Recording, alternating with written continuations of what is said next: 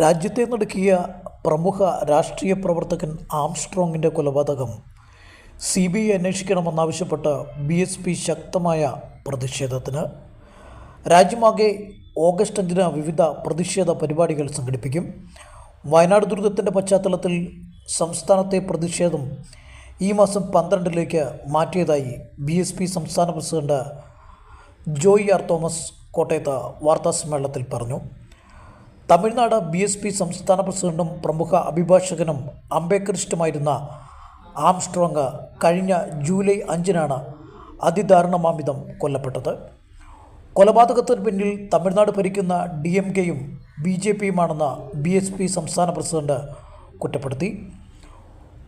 കൊലപാതകത്തിൽ അറസ്റ്റിലായവർ യഥാർത്ഥ പ്രതികളാണോ എന്ന് വ്യക്തമല്ല.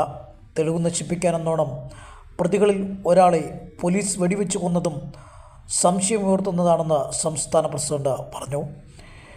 കേസ് CBIക്ക് വിടാൻ തമിഴ്നാട് സർക്കാർ തയ്യാറാവണം. ബുദ്ധമത വിശ്വാസി കൂടിയായ ആംസ്ട്രോങ്ങിൻ്റെ പ്രവർത്തനങ്ങളെ DMK സർക്കാർ ഭയപ്പെട്ടിരുന്നു. കൊലപാതകത്തിലേക്ക് നയിച്ചത് അദ്ദേഹത്തിൻ്റെ ജനപ്രീതിയെ ഭയന്നിട്ടാണെന്നും BSP നേതാക്കൾ പറഞ്ഞു.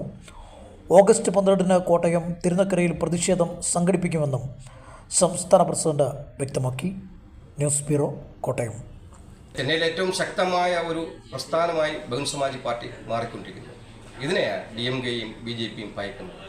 ആ ഭയത്തിൻ്റെ അവസാനമാണ് കൊലപാതകം. വ്യക്തമായി ഈ കൊലപാതകർക്ക് ജാമ്യമെടുക്കാൻ കാശ് നൽകിയത്, ജാമ്യമെടുക്കാൻ ആൾക്കാരെ ഏർപ്പെടുത്തിയത്, അവർക്ക് കൊടുത്ത ഫണ്ടിൻ്റെ ഒക്കെ പോലീസ് ഈ അടുത്ത നാളുകളിൽ തന്നെ പുറത്തുവിട്ടുകൊണ്ടിരിക്കുകയാണ്. അതുകൊണ്ട് BJPയുടെ മെമ്പർ അടക്കമുള്ള, BJPയുടെ പ്രവർത്തക അടക്കമുള്ള വനിതകൾ, 2 വനിതകൾ ഉൾപ്പെടെയുള്ള 21 വരെ പോലീസ് അറസ്റ്റ് ചെയ്തു. ഇതിൽ പലർക്കും പല പ്രസ്ഥാനങ്ങളുമായിട്ട് ബന്ധമുണ്ട്.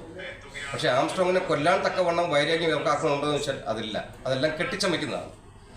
ആ കെട്ടിച്ചമയ്ക്കുന്ന അഭിപ്രായത്തോട് ആ തെളിവുകൾ കൊടുത്ത് ഞങ്ങൾക്ക് വിയോജിപ്പുണ്ട്. അതുകൊണ്ട്